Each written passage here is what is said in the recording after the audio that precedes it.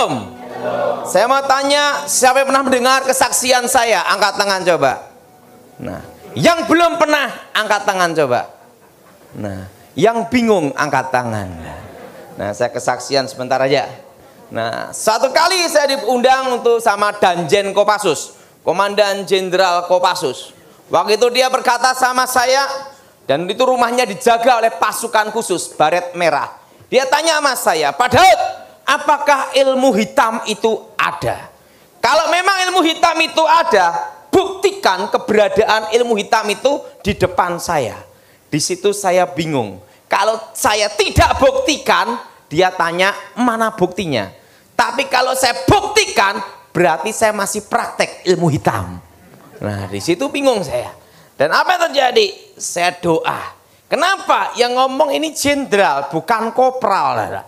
Dan dia ngomong, mana buktinya? Jenderal bintang 2, komandan pasukan elit. Saya berdoa sama Tuhan. Tuhan, kali ini engkau perlu tolong saya. Tiba-tiba saya lihat ada suatu cahaya. Cepat seperti kilat. Saya doa, dalam nama Yesus. Langsung cahaya itu berubah menjadi paku. Paku terbang, melayang di udara gini. Langsung jenderal ini berkata, apa ini Pak Daud? Itulah santet.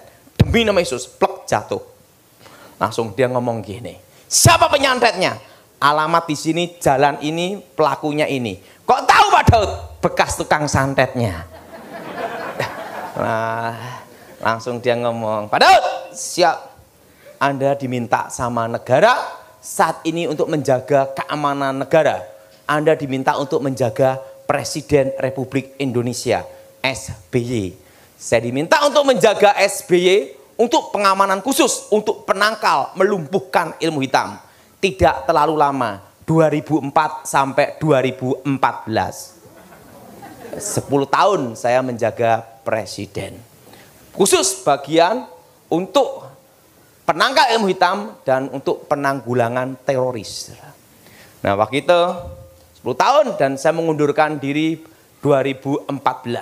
2013 saya minta pengunduran resmi, minta sama Kasat bahwa 2014 siapapun presidennya saya tidak jaga lagi. Nah, kenapa? Saya mau kembali ke gereja. Makanya 10 tahun lebih saya tidak khotbah di tempat pendeta Samuel Gunawan. Nah, sekarang baru nongol. Nah, saya kesaksian bagaimana saya bertobat. Kalau orang belum kenal saya, mantan paranormal, dukun sakti. Dikira orangnya kakek berjenggot gondrong. Tidak taunya orangnya kecil tapi keren.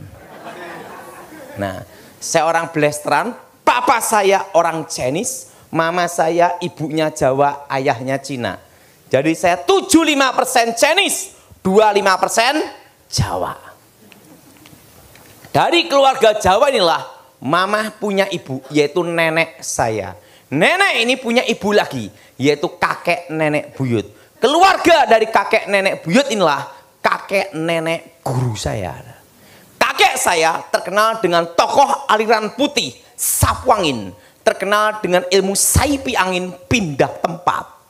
Dan terkenal dengan ilmu kebal, aji lembu sekilan, tembak sejengkal. Dan terkenal dengan ilmu panglemunan, ilmu menghilang. Dan kakek saya dulu dari peta, pembela tanah air.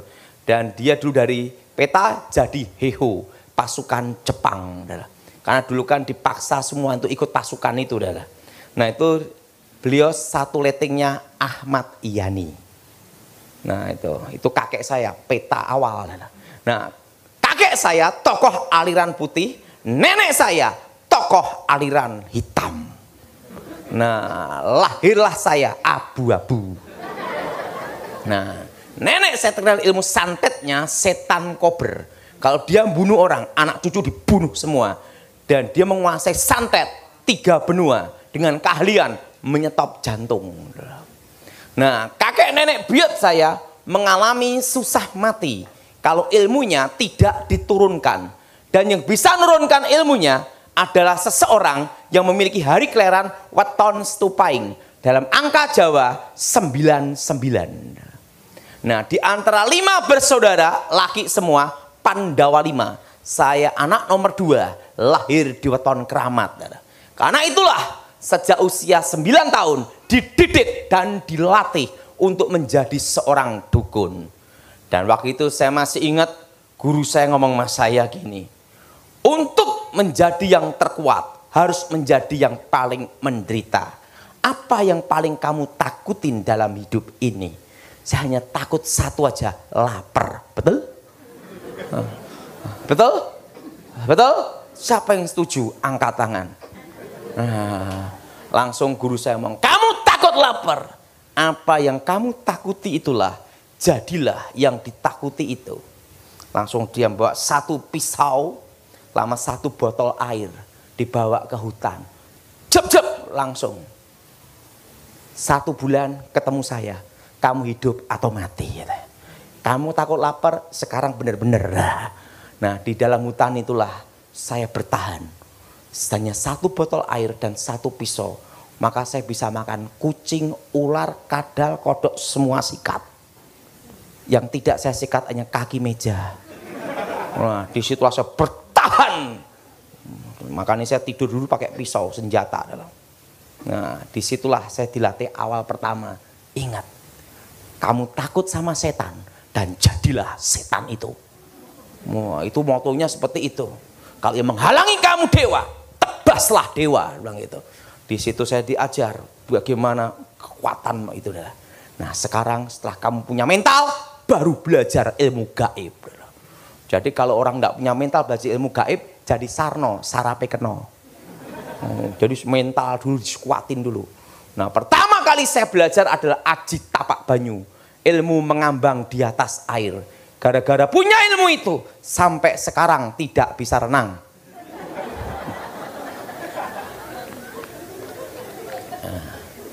Nah, disitulah saya belajar ilmu kebal, ilmu menghilang. Nah, selama saya belum bertobat, tidak pernah bayar bis dan angkot. Setelah tobat, baru bayar. Jadi setiap hari saya gunakan ilmu itu, ting, hilang. Nah, usia 10-11 tahun dibekali 100 macam pusaka, keris, tombak, pedang, dan 6 pusaka kebal. Besi kuning, mustika delima, lulang kebelandoh, kitab Stambul, kul buntet, badar besi, anti tembak, anti bacok, anti cukur. Jadi semua kebal. Saya masih ingat itu, guru saya setelah saya menguasai ilmu kebal, ilmu besi kuning, rubah dan susuk jarum emas dan jarum tembaga, guru saya lupa, aduh kamu kan belum disunat. Langsung ngomong, ya sekarang coba aja sunat, siapa tahu masih mempan. Nah, akhirnya disunat. Yang nyunat gini, yang nyunat gini, udah telanjur kebal sempurna. Jadi rambut ndak bisa dipotong, semua ndak bisa dipotong semua. Kebal semua. Guru saya ngomong, udah terlanjur gimana? Wah, udah langsung kebal.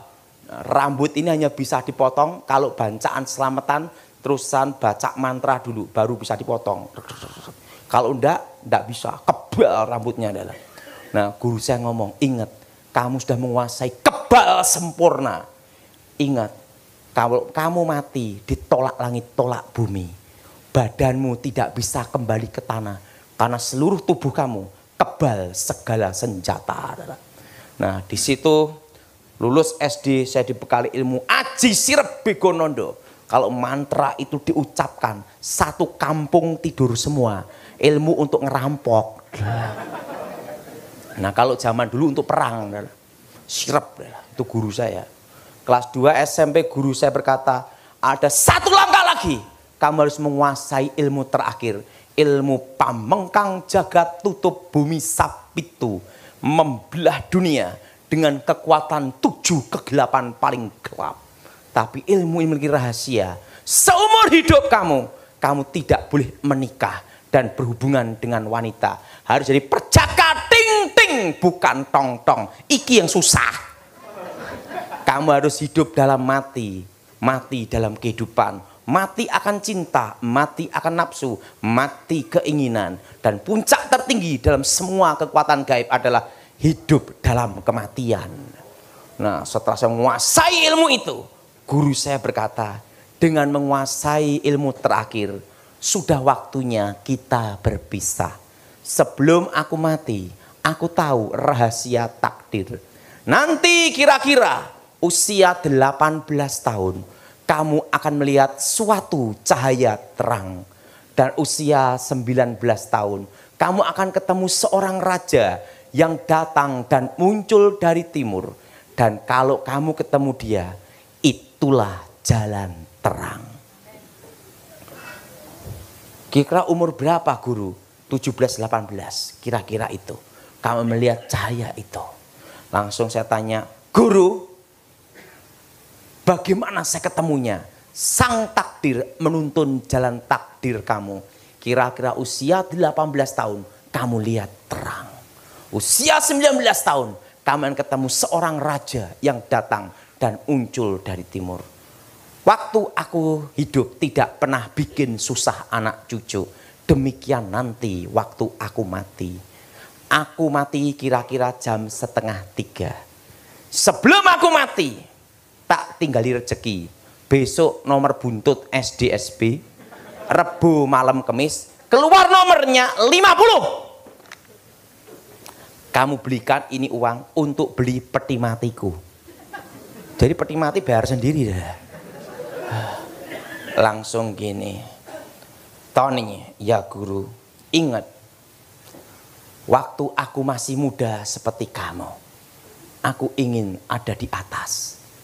Dan pada waktu di atas, tidak ada kawan dan tidak ada lawan. Dan guru saya memang sampai matinya tidak tertandingi. Dan dia itu umur 100 tahun, itu masih saya ngelatih bela diri setiap hari 6 jam. Dan sekali tendang, pohon pisang ambruk. Dan dia salto 3 meter. Gitulah. Itu masih latihan. Seperti aku muda, demikian saat ini. Waktu aku muda, aku seperti kamu, ingin ada di atas. Aku latihan, skill, kemampuan, instingku sama. Sampai aku ada di atas. Dan ingat, pada waktu kamu di atas, ingat wasiatku.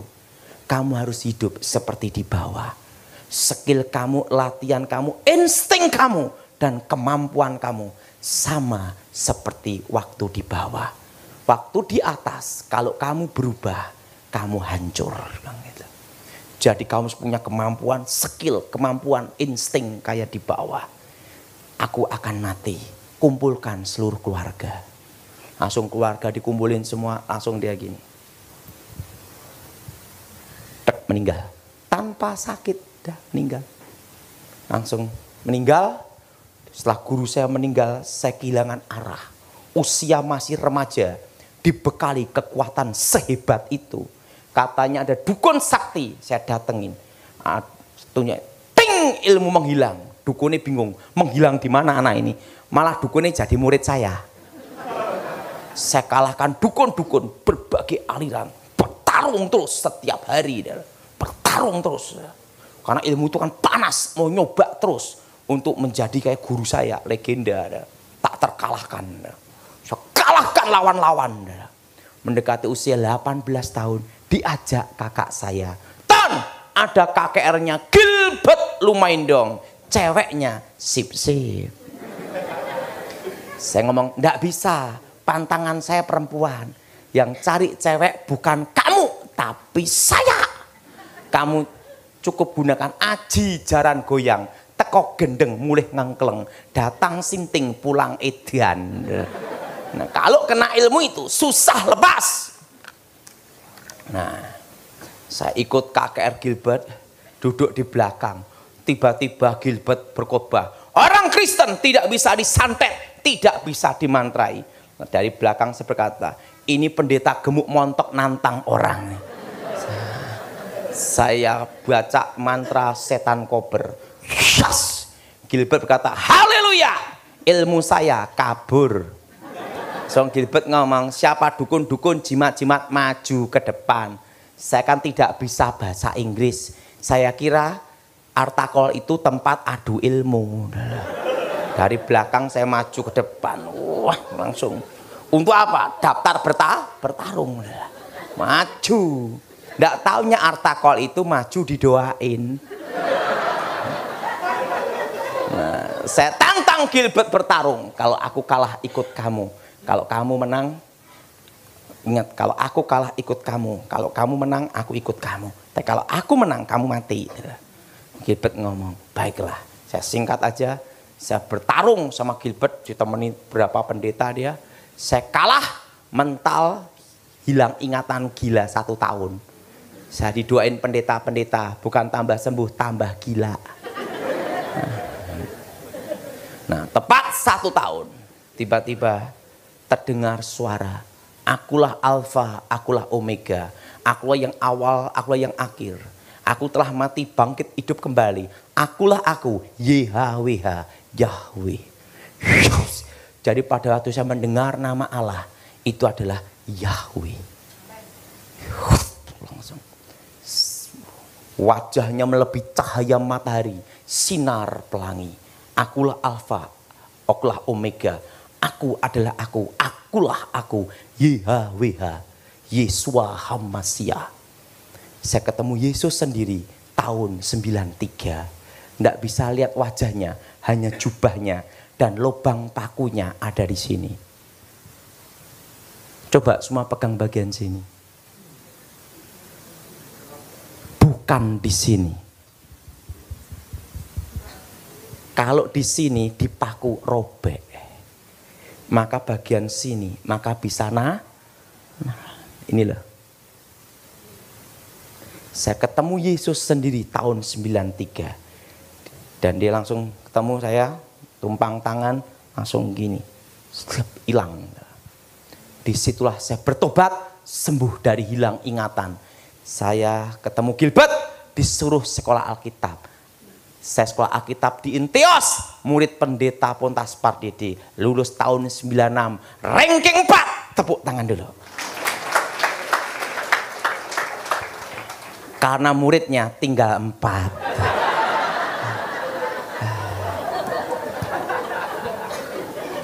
Nah, tahun 2001 saya diminta untuk ngasih pengarahan di Akademi Kepolisian Semarang. 2001 bidang reserse intelijen, penangkal ilmu hitam. Jadi untuk bagaimana mengeksekusi ilmu kebal atau menangkap kejahatan berhubungan ilmu menghilang, ilmu reserse, penyidikan. Itu tahun 2001 sampai 2003 di Akademi Kepolisian Semarang. 2004-2014 saya jaga presiden. 2014 sampai sekarang saya kembali ke gereja. Nah, tapi waktu saya jaga tetap ke gereja pelayanan. Tapi tidak seperti sekarang ini. Sekarang banyak untuk keluarga. Dulu hampir tidak ketemu. Tiba-tiba anak udah gede gitu lah. Nah, dan apa yang terjadi? Saya mau tanya sama saudara. Siapa yang percaya Yesus yakin masuk surga? Angkat tangan. Apakah kalian pernah mati? Berbahagialah orang yang percaya. Walaupun tidak melihat. Saya percaya karena saya melihat. Kita buka dalam Injil Yohanes pasal 14.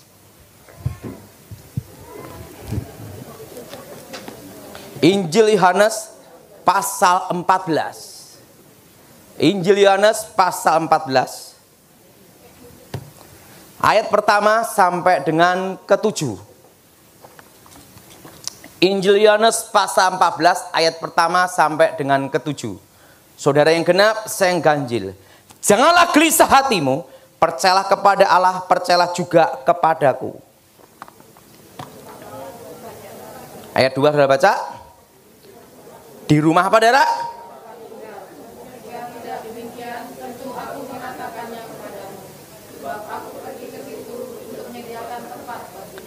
Dan apabila aku telah pergi ke situ dan telah menyediakan tempat bagimu, aku akan datang kembali dan membawa kamu ke tempatku, supaya di tempat di mana aku berada, kamu pun berada. Kata Thomas kepadanya, Tuhan, kami tidak tahu kemana engkau pergi, jadi mana kami tahu jalan ke situ?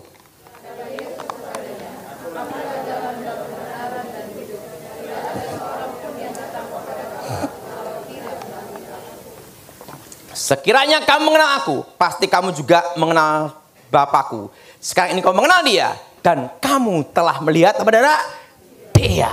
Akulah jalan, kebenaran, dan hidup. Nah, hanya ada satu jalan untuk masuk surga, yaitu nama Yesus. Nah, dan Yesus pergi ke surga, naik ke surga untuk nyiapin rumah bagi kita. Di rumah Bapak banyak tempat tinggal.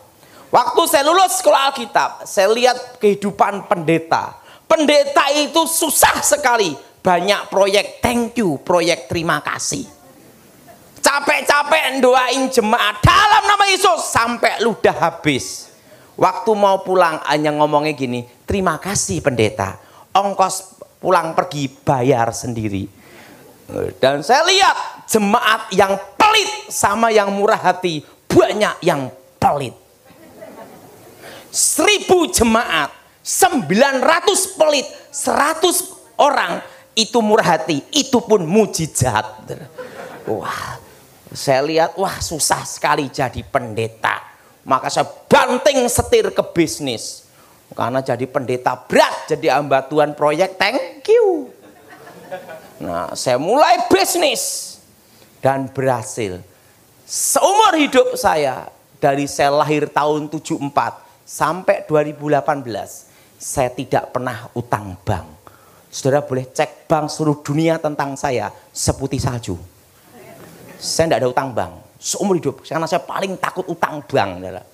Nah, disitulah saya merintis bisnis dari pengecer, agen sampai jadi pabrik tanpa utang bank dan hanya modal 100.000 rupiah. Saya jadi pabrik plastik. Nah, setelah berhasil lupa panggilan Tuhan.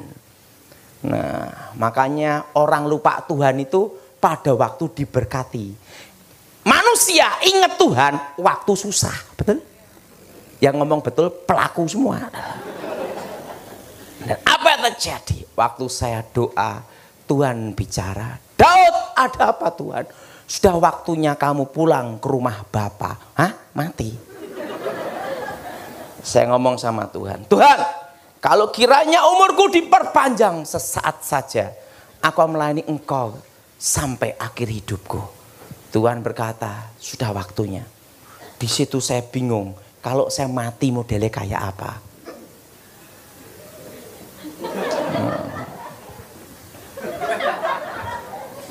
Bingung. Nah, saya ngomong sama mama saya, Mah, aku mau pulang ke rumah Bapak. Loh, apa kamu stres mikirkan tagihan? Nah, saya bingung modelnya mati kayak apa. Nah, saya naik motor boncengan sama temen. Saudara, kecelakaan motor yang berbahaya itu bukan di depan, tapi yang di belakang. Karena di depan tahu menghindar, yang belakang kan enggak tahu, gitu dah. Tiba-tiba, bak, gitu aja dah. Saya ngalami sebabnya. Nah, teman saya naik sepeda motor kenceng. Nah, nyalip truk. Truknya ini tiba-tiba berhenti. Maduar. Nah, yang di depan gini menghindar gini, saya kan enggak tahu, tiba-tiba gini. Udah temangsang di bak truk. Makanya kecelakaan itu yang paling bahaya, motor itu yang di belakang. Karena enggak tahu apa-apa. Maduar gini. Jadi begitu buka mata sudah dek, gelap langsung. Buka mata, dek, gelap, repet gitu dah. Tiba-tiba gelap. Tiba-tiba saya lihat diri saya sendiri. Jadi dua. Itu tubuh saya, ini roh saya. Dan ada malaikat menjemput saya. Tingginya 3 meter. Diajak naik ke atas. Diajak naik ke atas. Dan di situ ada lantai emas dan tangga emas. Dan di situ malaikat menyembah Tuhan seperti derau air bah. Berlaksa-laksa, beribu-ribu laksa, berpuluh-puluh ribu laksa. Malaikat itu berkata, bibu. Saya juga ngomong, bibu. Saudara, nanti kita di surga itu ada bahasa sendiri. Bukan bahasa Indonesia atau Inggris, tapi bahasa malaikat, bahasa roh. Bibu. Gitu dah. Tapi ngerti apa yang dikatakan. Sebelum kau menghadap yang maha kuasa, engkau harus masuk satu ruangan dulu, ruang maha kudus. Dan malaikat itu berkata, Sebelum lagu-lagu pujian penyembahan dinyanyikan di bumi, terlebih dulu dinyanyikan di sorga.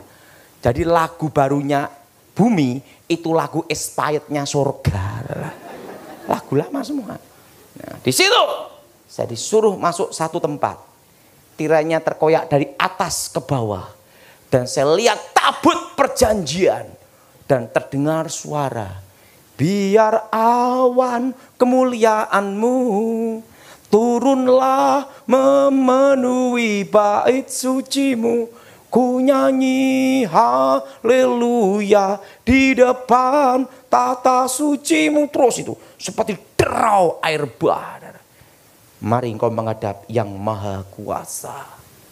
Di situ saya kembali lagi ke tangga emas itu.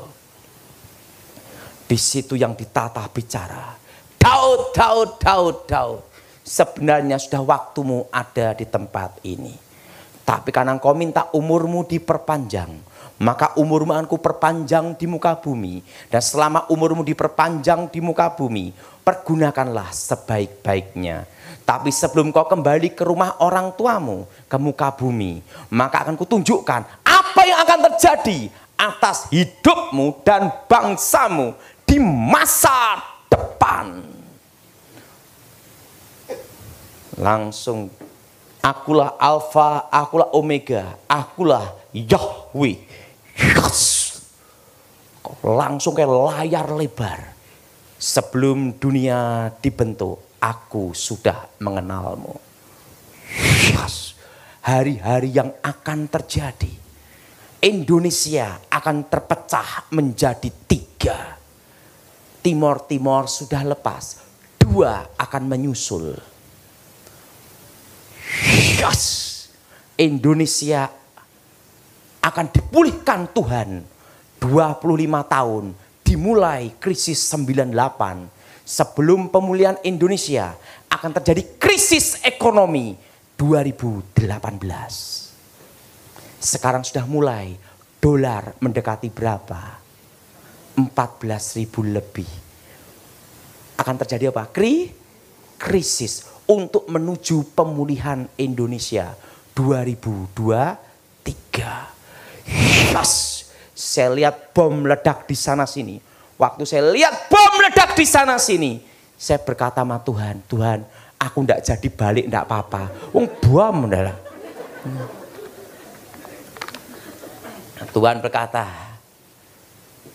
engkau harus kembali ke rumah orang tuamu. Mari kutunjukkan. Di rumah Bapakku banyak tempat tinggal. Di surga tidak ada orang mati. Yang ada hanya Tuhan dan para malaikat. Orang-orang mati dalam Tuhan itu di Firdaus. Surga sama Firdaus itu beda. Kenapa? Dua-duanya saya pernah ke sana. Jadi saya bisa cerita adalah siapa yang ingin ke sana hari ini? Belum siap, betul? Saya sudah ke sana. Jadi saya bisa ngomong. Dan apa terjadi? Mari kutunjukkan di rumah Bapakku banyak tempat tinggal. Saya diajak jalan. Lantainya emas. Dan ada benteng, ada tembok air mengalir. Itu terbuat dari batu blue safir, ruby, emerald, cat eye.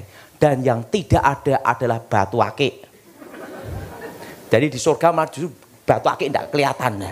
Adanya itu paparaca, blue sapphire, ruby, cat eye, emerald. Nah langsung, apa yang ingin kau tanyakan? Ku jawab, Tuhan, kapan engkau datang? Tuhan bicara, engkau tidak perlu tahu waktunya dan masanya. Karena tidak ada seorang pun manusia, nabi maupun malaikat yang tahu kapan aku datang. Yang perlu engkau tahu, aku menyertai umatku sampai kesudahan zaman. Kalau gitu Tuhan, aku ingin tahu siapakah jodohku. Kalau dikasih yang gini, lebih baik tidak balik.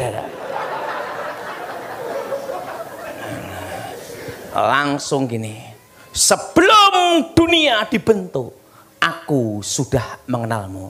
Akulah Alfa, akulah Omega. Akulah yang mengawali segala yang ada. Saya lihat lubang pakunya di sini.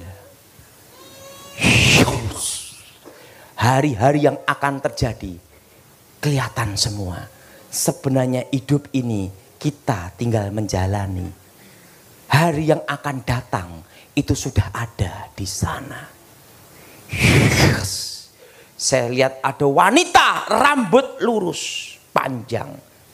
Siapa itu Tuhan? Itu istrimu di masa depan. Mau lihat wajahnya ditutup. Tuhan, yang rambut panjang jutaan gimana nyarinya? Engkau akan ketemu di satu tempat. Saya ketemu istri saya di Jogja, di KKR, rambut lurus. Hari yang akan terjadi, semua kelihatan. Ada seorang wanita, seorang putri, anak kecil, tertawa, tersenyum ke saya gini. Siapa itu anak kecil itu perempuan? Itu anakmu di masa depan. Bayangkan, sebelum saya menikah, sebelum ketemu istri saya sudah lihat anak saya. Kelihatan. Dan anak itu namanya Felicia. Udah gede segini. Sekarang umur 13 tahun. Jadi sebelum dia lahir, saya udah lihat dia. Gini. Nah, itu anakmu di masa depan. Ada seorang pengkhotbah, gemuk, pendek, jelek. Siapa itu Tuhan? Itu engkau di masa depan. Hari-hari yang akan jadi. Engkau jadi penasihat orang-orang terkemuka di negerimu. Terusan Tuhan ngomong, sudah waktunya kamu kembali ke rumah orang tuamu. Pergunakan hidupmu sebaik-baiknya. Tuhan, sebelum aku kembali ke rumah orang tuaku, aku minta satu hal, jangan engkau tolak sampai aku ke tempat ini lagi. Jawab iya dulu. Tuhan berkata, sudah waktunya kamu balik. Saya ngomong, enggak mau balik. Sebelum kau jawab iya dulu permintaanku. Tuhan ngomong, baiklah, kecuali kedatanganku, ku jawab iya. Tuhan, jangan beri aku kekayaan. Nanti kalau kaya lupa siapa engkau. Dan kalau jangan beri pula aku kemiskinan. Karena orang miskin itu susah, modal hanya nekat terus. Aku minta satu aja Tuhan, sampai balik ke tempat ini. Apa itu? Cukup bisa beli apa-apa. Betul? Tidak usah serakah. Langsung Tuhan gini, baiklah kau kemari. Selama engkau di bumi, engkau akan cukup. Dan aku sendiri, bukan nanti malaikat yang menjemputmu, tapi aku sendiri yang akan menjemputmu. Sudah waktunya kamu kembali. Ingatlah, pergunakan hidupmu sebaik-baiknya. Karena waktunya tiba, bukan malaikat yang kuutus menjemputmu, tapi aku sendiri yang akan menjemputmu. Sudah waktunya kamu balik. Saya suruh naik kereta berkuda, turun ke bumi. Itu kudanya berapi, kuda putih bersinar api. Roh saya masuk, les, saya hidup kembali. Mama saya, Daud mati, kok hidup lagi? Dan Tuhan bicara dari surga, lagu-lagu yang kau dengar tadi, kuberikan padamu sebagai tanda engkau pernah ada di surga. Di situ saya baru mengerti. Langsung saya nulis lagu Awan Kemuliaan, ku nyanyi haleluya, tabut kekuatan. Saya semua alat musik bisa pegang, tidak bisa main.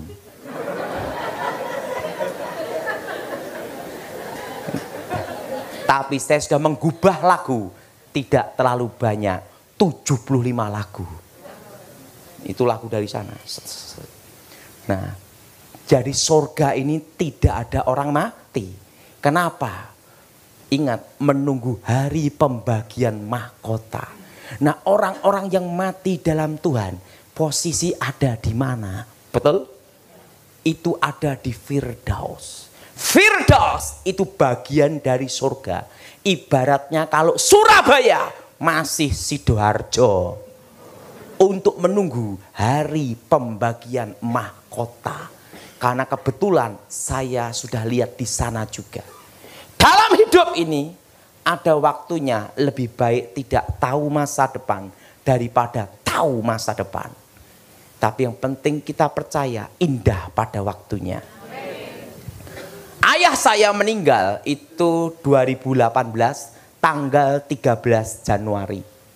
2 minggu sebelum meninggal, waktu doa Tuhan bicara, Daud, ada apa Tuhan? Siapkan tanah kuburan untuk ayahmu. Hah? Mati?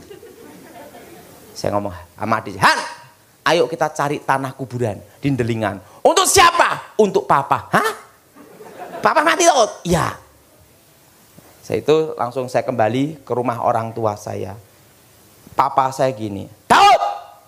Papa saya itu sehat, kelilingan plastik, agen plastik, masih ngangkati plastik. Baru megang nota gitu. Kamu cari tanah kuburan untuk sopo? Untuk papa. Hah? Loh aku memang mati toh? Iya. Makanya papa harus bertobat mulutnya. Papa saya itu percaya Yesus, tapi mulutnya tidak bertobat. Jadi kok maki-maki pembantu. Pembantu gini-gini. Maki-maki mama saya. Anjing aja dimaki-maki sama dia. Pokoknya semua dimaki-maki sama dia. Makanya sampai dikasih nama babah kresek, kayak tas kresek yang selalu kresek itu udah. Karena ribut terus tiap hari. Nah, hari itu langsung berubah. Baikin pembantu, baikin mama saya, baikin tukang pijet yang dimaki-maki dia. Pokoknya dibaik-baikin semua. Setelah itu pajak motor, pajak semua dilunasi. Listrik dilunasi, semua utang dilunasin. Semua lunasin. Baju-baju disetrika semua. Termasuk jas yang nanti akan dipakai untuk penguburannya dia disiapin sendiri. Disetrika gitu semua. Dikasih ke lemari gitu. Untuk apa? Menunggu waktunya. Nah, 13 Januari saya khotbah di Jakarta, mau ke Surabaya. Karena hari Minggunya saya khotbah di Victoria. Tempatnya Pak Irman Santoso. Nah, sampai ada di Surabaya. Surabaya. Tiba-tiba Tuhan bicara. Daud, ayahmu kupanggil pulang. Batasnya jam 10 malam. Bayangin, dikasih waktunya. Jamnya, detik, waktunya. Langsung saya telepon. Mama di mana? Ini sama papa. Baru beliin bakso. Papa mau dipanggil Tuhan. Bagusnya melayani, bukan mati Jadi papa saya beliin bakso, makan bakso. Langsung adik saya, kakak saya telepon semua. Ingat, papa mau dipanggil Tuhan. Batasnya jam 10 malam. Siap semua. Jadi semua ngeliatin papa saya. Sebentar lagi mati. Dan apa yang terjadi? Maka saya ngomong-ngomong aja. Ngomong-ngomong biasa, ngobrol masalah bisnis, kerjaan. Tiba-tiba jam 8, serangan jantung. Saya doa sama Tuhan. Tuhan, beri waktu 1 malam saja. Supaya saya ketemu ayah saya sebelum engkau memanggil. Tuhan ngomong sama saya. Saya doa Tuhan. Tuhan beri waktu 1 malam aja. Bicaralah Tuhan. Tidak dapat jawaban. 1 malam saja. Kenapa? Kalau saya naik pesawat tidak bisa. Adanya Minggu pagi jam 6. Mau naik kereta 5-6 jam. Naik mobil 6 jam. Naik bis 6 jam. Surabaya Solo kan tidak. Jam 9 saya doa. Jam 9.30 saya ditelepon. Ini papa di ruang ICU gini-gini. Serangan jantung. Tuhan, kehendak-Mu yang jadi. Tuhan tuh menunggu saya ngomong kehendak-Mu yang jadi. Waktu saya ngomong kehendak-Mu yang jadi, langsung Tuhan bicara. Hari ini, jam ini, detik ini, ayahmu bersama-sama aku di Firdaus. Yes, langsung kelihatan. Itu tidak dibatasi ruang dan waktu. Saya ada di Surabaya, bisa langsung lihat papa saya di Solo. Dipegang-pegang dadanya gini. Dan dari tubuhnya keluar cahaya. Depsap. langsung pindah ke satu tempat. Tempatnya itu tiada ujung dan ada pintunya. Itu bersinar putih kristal. Langsung buka gitu darah. Dan papa saya langsung ditok. Tok 69 tahun. Meninggal umur 69. Saya baru mengerti. Yang dihitung tahunnya itu bukan waktu kita lahir. Tapi pada waktu terbentuk hari pertama di janin. Jelas? Jelas? Jadi waktu dalam kandungan jadi pembuahan. Sel sperma dan sel telur. Itu dihitung hari pertama. Baru saya mengerti. Jadi dihitung dari situ. Bukan waktu lahir. 69 tahun. Langsung papa saya masuk. Langsung berubah. Jadi kayak usia 20 tahun. Nanti yang tua-tua semua di Firdaus berubah.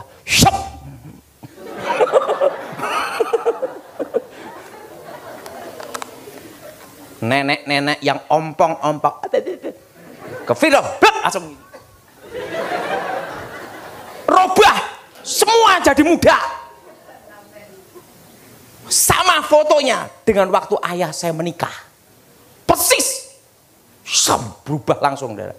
Di situ ada hamba Tuhan Stefanus Pinky yang meninggal 2017. Pelayanan pedesaan.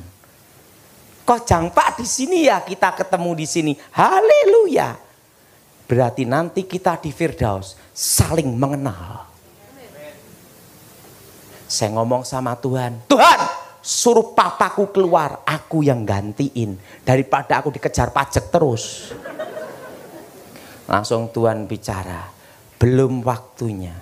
Manusia lahir tidak bisa memilih.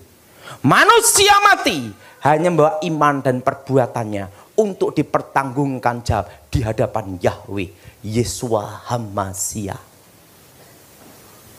Jadi ingat, nama keramatnya Tuhan.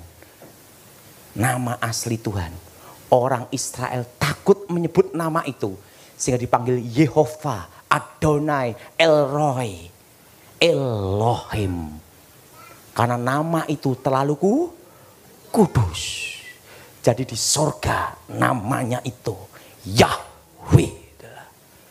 Nah, dan kita memanggil dia Allah Bapa. Dan apa yang terjadi? Langsung Tuhan bicara sama saya tentang rahasia 2 mahkota. Itu ada berapa mahkota? Nah, saya hanya dijelaskan rahasia 2 mahkota. Itu ada berapa mahkota? Ada 2 mahkota yang dijelaskan sama saya. Pertama, mahkota utama. Apa saudara? Mahkota kemuliaan. Jadi kalau kita percaya Yesus, mempertahankan iman, mati dibunuh, martir, itu langsung mahkota nomor 1. Dan pemberitaan Injil, Injil itu diberitakan, bersaksi tentang Yesus. Orang itu percaya atau tidak, Injil itu diberitakan, udah dapat poin. Justru nomor 1 itu bukan bangun gedung, tapi penginjilan. Dan apa yang terjadi? Setelah itu, kalau kita memberitakan Injil, ada yang bertobat sampai ke Firdaus, poinnya beda. Misalnya saya pelayanan, ini bertobat, setelah itu dia penginjilan, banyak orang bertobat dalam pelayanannya. Poinnya dia saya dapat. Jadi inspirasinya multi level marketing itu di sana. Itu mahkota kemuliaan. Yang kedua adalah mahkota kehidupan. Nah, mahkota kehidupan itu buah-buah pertobatan kita. Misalnya bangun gereja, kita nyumbang, itu mahkota kehidupan. Mahkota apa, Saudara? Jadi yang utama itu penginjilan. Untuk dana misi ke pedalaman, dana misi di pedesaan, sampai di tempat yang tidak tahu tentang Injil. Itu mahkota nomor 1. Saudara. Itu perintah Yesus Kristus langsung. Saudara. Nah, yang kedua, mahkota kita nyumbang-nyumbang orang susah. nengok orang susah, bantu orang-orang sakit, suka menolong, buah-buah pertobatan. Itu mahkota kehidupan.